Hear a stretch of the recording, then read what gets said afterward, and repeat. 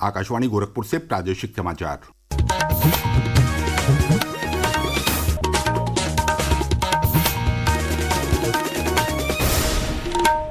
नमस्कार। समाचार बुलेटिन के साथ मैं प्रमोद कुमार सिंह।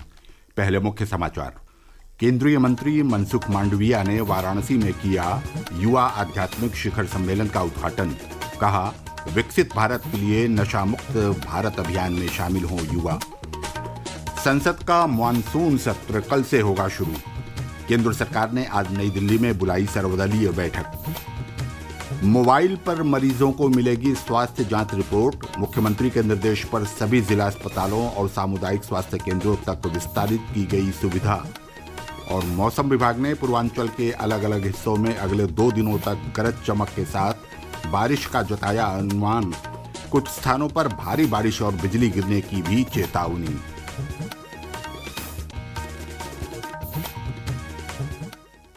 अब समाचार विस्तार से। केंद्रीय युवा मामले और खेल मंत्री मनसुख मांडविया ने कल वाराणसी में युवा आध्यात्मिक शिखर सम्मेलन का उद्घाटन किया। इस अवसर पर अपने संबोधन में केंद्रीय मंत्री ने 2047 तक भारत को एक विकसित राष्ट्र बनाने के लक्ष्य को पूरा करने के लिए नशा मुक्त युवा के महत्व पर बल दिया। उन्होंने लोगों से राष्ट्र निर्माण को प्राथमिकता देने, नशा मुक्त भारत अभियान में शामिल होने और समाज के सभी वर्गों से इस अभियान में अपने साथ कम से कम 5 युवाओं को जोड़ने का संकल्प लेने की अपील की।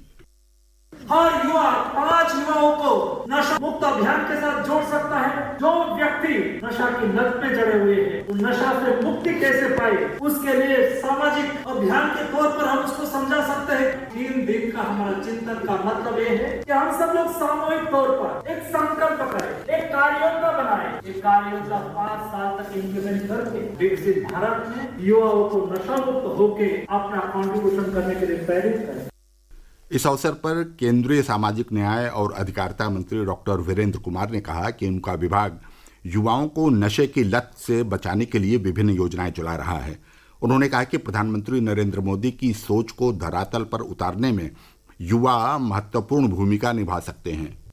युवाओं की शक्ति को सकारात्मक दिशा में ले जाने का जो नशा मुक्त भारत अभियान कार्यक्रम के माध्यम से जो प्रयास किया गया है, इसमें केवल भारत सरकार के मंत्रालय के लिए नहीं, राज्य सरकारों को भी सहयोग है। इससे सामाजिक आध्यात्मिक संगठनों का भी सहयोग चाहिए, इससे हमारे धर्म गुरुओं का भी इसमें सहयोग चाहिए। अब कहीं जाकर हम अपने युवाओं की ताकत को जो है ना एकत्रित करके सही दिशा में ले जाकर के देश के प्रधानमंत्री आदरणीय नरेंद्र मोदी जो विकसित भारत का सपना लेकर 2047 में चल रहे हैं, उस आत्मनिर्भर भारत विकसित भारत के सपने को साकार करने में हमारे युवाओं की भूमिका को सशक्त रूप से जोड़ा जाए। केंद्रीय पर्यटन और संस्कृति मंत्री गजेंद्र सिंह शेखावत ने अपने संबोधन में कहा कि सम्मेलन में प्रतिभाग कर रही संस्थाओं और युवाओं की भागीदारी से सांस्कृतिक विरासत को और अधिक मजबूत करने और नशे जैसी महामारी को दूर करने में मदद मिलेगी। केंद्रीय गृह राज्य मंत्री नित्यानंद राय ने कहा कि काशी घोषणा पत्र निश्चित रूप से विकसित भारत के लिए नशा मुक्त युवा के संकल्प को पूरा करेगा। सम्मेलन में केंद्रीय युवा कार्यक्रम और खेल राज्य मंत्री रक्षा निखिल खड़से और प्रदेश के कैबिनेट मंत्री अनिल राजभर भी मौजूद थे। युवा कार्यक्रम एवं खेल मंत्रालय द्वारा विकसित भारत के लिए नशा मुक्त युवा विषय पर आयोजित इस 2 दिवसीय शिखर सम्मेलन में देश भर के 100 आध्यात्मिक और सामाजिक सांस्कृतिक संगठनों के 500 से अधिक युवा प्रतिनिधि भाग ले रहे हैं। इस शिखर सम्मेलन का उद्देश्य युवाओं को नशे के प्रति जागरूक करना है। इसका समापन आज काशी घोषणा पत्र के विमोचन के साथ होगा। केंद्र सरकार ने कल से शुरू हो रहे संसद के मानसून सत्र से पहले आज एक सर्वदलीय बैठक आयोजित की है। इस बैठक के दौरान सरकार संसद के दोनों सदनों की निर्बाध कार्यवाही सुनिश्चित करने के लिए सभी राजनीतिक दलों से सहयोग करने का आग्रह करेगी। मानसून सत्र 21 जुलाई से 21 अगस्त तक चलेगा। सत्र के दौरान दोनों सदनों की कुल 21 बैठकें होंगी। संसदीय कार्य मंत्री किरेन रिजिजू ने संवाददाताओं को बताया कि सरकार संसद में उठाए जाने वाले सभी महत्वपूर्ण मुद्दों पर चर्चा के लिए तैयार है। प्रदेश के मुख्यमंत्री योगी आदित्यनाथ ने कल नई दिल्ली में प्रधानमंत्री नरेंद्र मोदी से मुलाकात की। एक सोशल मीडिया पोस्ट में उन्होंने अपनी इस मुलाकात को शानदार बताया। उन्होंने कहा कि श्री मोदी दुनिया के सर्वाधिक लोकप्रिय प्रधानमंत्री हैं। योगी आदित्यनाथ ने प्रधानमंत्री के मार्गदर्शन के प्रति आभार व्यक्त किया। इससे पहले उन्होंने नई दिल्ली में भारतीय जनता पार्टी के अध्यक्ष जगत प्रकाश नड्डा, केंद्रीय गृह एवं सहकारिता मंत्री अमित शाह से भी मुलाकात की।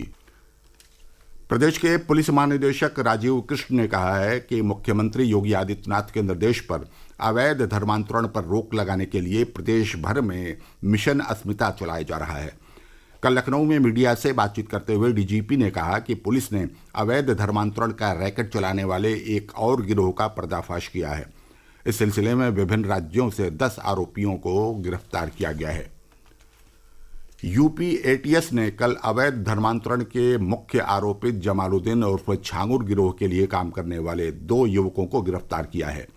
एटीएस की ओर से बताया गया कि गिरफ्तार आरोपित बलरामपुर जिले के रहने वाले हैं। दोनों लंबे समय से गरीब और मजबूर लोगों को धर्म बदलने के लिए उकसाने का काम कर रहे थे। प्रादेशिक समाचार आप आकाशवाणी गोरखपुर से सुन रहे हैं।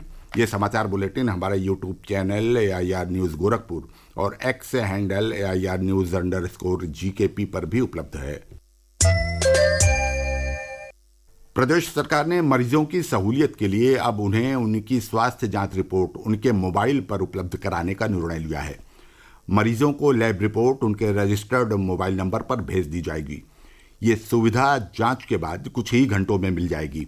अब तक ये सुविधा राजधानी के बड़े अस्पतालों में ही उपलब्ध थी। स्वास्थ्य एवं चिकित्सा सचिव ऋतु माहेश्वरी ने बताया कि मुख्यमंत्री के निर्देश पर यह सुविधा प्रदेश के हर जिला अस्पतालों और सामुदायिक स्वास्थ्य केंद्रों तक विस्तारित की गई है। प्रदेश में सावन के दूसरे सोमवार को देखते हुए कांवड़ियों की सुविधा के लिए विभिन्न जिलों में प्रशासन की ओर से विशेष व्यवस्थाएं की जा रही हैं। कई जिलों में यातायात व्यवस्था बदली गई है। एक रिपोर्ट। प्रदेश में कांवड़ यात्रा को देखते हुए कई राष्ट्रीय राजमार्गों और प्रमुख सड़कों पर भारी वाहनों का प्रवेश सोमवार की देर शाम तक के लिए रोक दिया गया है। साथ ही प्रमुख शिव मंदिरों को जाने वाली सड़कों पर गाड़ियों का रूट बदला गया है। कांवड़ यात्रा के चलते 23 जुलाई तक बस्ती अयोध्या हाईवे पर वाहनों के आने जाने पर रोक रहेगी। इस दौरान लखनऊ से आने वाले वाहनों को बाराबंकी से जरवल रोड होते हुए और अयोध्या से आने वाले वाहनों को कटरा की तरफ डाइवर्ट किया गया है। वहीं गोरखपुर से लखनऊ की तरफ जाने वाली गाड़ियों को खलीलाबाद की तरफ डाइवर्ट किया गया है। मेरठ में ट्रैफिक डायवर्जन लागू कर दिया गया है, जिसके तहत गाजियाबाद से उत्तराखंड, मुजफ्फरनगर, सहारनपुर और बिजनौर जाने वाले भारी वाहनों को डाइवर्ट कर संचालित किया जा रहा है। आकाशवाणी समाचार कक्ष से राघवेंद्र त्रिपाठी। राष्ट्रीय दृष्टिहीनता एवं दृष्टि दोष नियंत्रण कार्यक्रम के तहत चलाए गए राष्ट्रीय नेत्र ज्योति अभियान के दौरान गोरखपुर जिले ने पूरे प्रदेश में शानदार प्रदर्शन किया है। इसके तहत जिले में मोतियाबिंद के सर्वाधिक मरीजों का ऑपरेशन करवाकर प्रदेश में पहला स्थान हासिल किया है। इसके साथ ही स्कूलों में आई स्क्रीनिंग का चश्मा वितरण के मामले में भी गोरखपुर पूरे राज्य में दूसरे स्थान पर है। पहाड़ों और प्रदेश के कई हिस्सों में हो रही बारिश और विभिन्न बैराजों से पानी छोड़े जाने की वजह से प्रदेश के विभिन्न नदियों का जलस्तर तेजी से बढ़ रहा है। प्रयागराज में गंगा और यमुना के जलस्तर में हो रही लगातार बढ़ोतरी को देखते हुए NDRF और SDRF की टीमें सक्रिय कर दी गई हैं। मौसम विभाग ने राज्य के पूर्वांचल में अगले 2 दिनों तक कहीं कहीं गरज चमक के साथ बारिश होने का अनुमान जताया है, जबकि इसी दौरान पश्चिमी जिलों में कहीं कहीं हल्की और कुछ स्थानों पर भारी बारिश और बिजली गिरने की चेतावनी दी गई है। अगले 5 दिनों के दौरान अधिकतम तापमान में किसी बड़े बदलाव का अनुमान नहीं है। और अंत में बुलेटिन का मुख्य समाचार एक बार फिर। केंद्रीय मंत्री मनसुख मांडविया ने वाराणसी में किया युवा आध्यात्मिक शिखर सम्मेलन का उद्घाटन। कहा, विकसित भारत के लिए नशा मुक्त भारत अभियान में शामिल हो युवा। संसद का मानसून सत्र कल से होगा शुरू। केंद्र सरकार ने आज नई दिल्ली में बुलाई सर्वदलीय बैठक। मोबाइल पर मरीजों को मिलेगी स्वास्थ्य जांच रिपोर्ट। मुख्यमंत्री के निर्देश पर सभी जिला अस्पतालों और सामुदायिक स्वास्थ्य केंद्रों तक विस्तारित की गई सुविधा। और मौसम विभाग ने पूर्वांचल के अलग अलग हिस्सों में अगले 2 दिनों तक गरज चमक के साथ बारिश का जताया अनुमान। कुछ स्थानों पर भारी बारिश और बिजली गिरने की भी चेतावनी। इसके साथ ही आकाशवाणी गोरखपुर से प्रसारित प्रादेशिक समाचारों का ये बुलेटिन समाप्त हुआ। नमस्कार।